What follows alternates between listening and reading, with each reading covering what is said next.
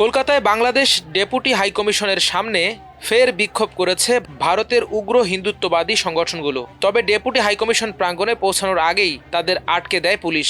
অন্যদিকে আজ সকালে নয়াদিল্লিতে বাংলাদেশ হাইকমিশনের সামনে বড় ধরনের বিক্ষোভ অনুষ্ঠিত হয়েছে।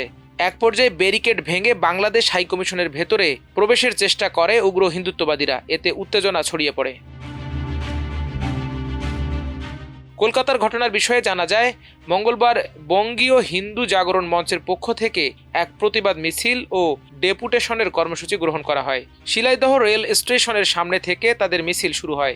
শত শত কর্মী ও নেতাদের নিয়ে মিছিলটি বাংলাদেশ ডেপুটি হাইকমিশনের সামনে যাওয়ার চেষ্টা করলে কলকাতার বেগবাগানের সামনে লোহার ব্যারিকেড দিয়ে তাদের আটকে দেয় পুলিশ। এ সময় বিক্ষোভকারী ও পুলিশের মধ্যে শুরু হয় ধস্তাধস্তি। পরিস্থিতি সামাল দিতে পুলিশ লাঠিচার্জ করে। তখন পাল্টা বিক্ষোভকারীরা পুলিশের দিকে ইট পাটকেল ছুটতে থাকে। এতে বেশ কয়েকজন পুলিশ সদস্য আহত হন। এ সময় আন্দোলনকারীদের মধ্য থেকে কয়েকজনকে আটক করে কলকাতা পুলিশের সদর দপ্তর লালবাজারে নিয়ে যাওয়া হয়। বিক্ষোভকারীদের মধ্যেও বেশ কয়েকজন আহত হয়েছেন। তাদের কলকাতার নীল রতন হাসপাতাল ও পিজি হাসপাতালে ভর্তি করা হয়েছে। কলকাতা বাংলাদেশ ডেপুটি হাইকমিশন চত্বর কড়া নিরাপত্তায় ঘিরে রাখা হয়েছে। এর আগে গত সোমবার কলকাতায় বাংলাদেশ ডেপুটি কমিশনের সামনে বিক্ষোভ করে ভারতের কয়েকটি হিন্দু সংগঠন। ওই বিক্ষোভের নেতৃত্ব দেন বিজেপি নেতা শুভেন্দু অধিকারী। তিনি অভিযোগ করেন বাংলাদেশে হিন্দুদের ওপর অত্যাচার হচ্ছে। এর প্রতিবাদে বাংলাদেশ ডেপুটি কমিশন ঘেরাও কর্মসূচি নেওয়া হয়েছে। অন্যদিকে এর আগে মঙ্গলবার সকাল থেকেই দিল্লিতে বাংলাদেশ হাইকমিশনের সামনে তীব্র উত্তেজনা সৃষ্টি হয়।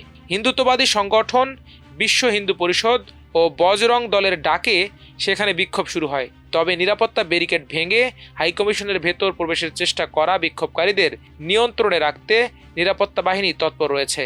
এ সময় দূতাবাসের সামনে বেশ কয়েকজন বিক্ষোভকারীকে ব্যানার ও প্ল্যাকার্ড হাতে স্লোগান দিতে দেখা গেছে। এর আগে গত ২০ ডিসেম্বর রাতে দিল্লিতে বাংলাদেশ হাইকমিশনের গেটে বিক্ষোভ শুরু করে একদল লোক। পরে বিষয়টি নিয়ে দুদেশের পররাষ্ট্র মন্ত্রণালয়ের পক্ষ থেকে পাল্টাপাল্টি বক্তব্য দিতে দেখা যায়।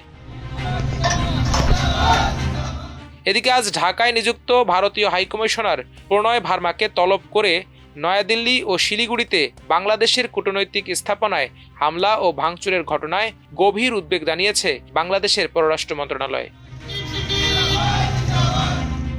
এ ঘটনাকে পূর্ব পরিকল্পিত সহিংসতা ও ভয়ভীতি প্রদর্শন উল্লেখ করে তীব্র নিন্দা জানিয়েছে বাংলাদেশ সরকার। সরকারের ভাষ্য, এ ধরনের ঘটনা কেবল কূটনৈতিক কর্মীদের নিরাপত্তার জন্য হুমকি নয়, বরং পারস্পরিক শ্রদ্ধাবোধ, শান্তি ও সহনশীলতার মূল্যবোধের পরিপন্থী। মঙ্গলবার সকালে ভারতীয় হাইকমিশনার প্রণয় ভার্মাকে তলবের পর এক সংবাদ বিজ্ঞপ্তিতে এসব তথ্য জানায় পররাষ্ট্র মন্ত্রণালয়।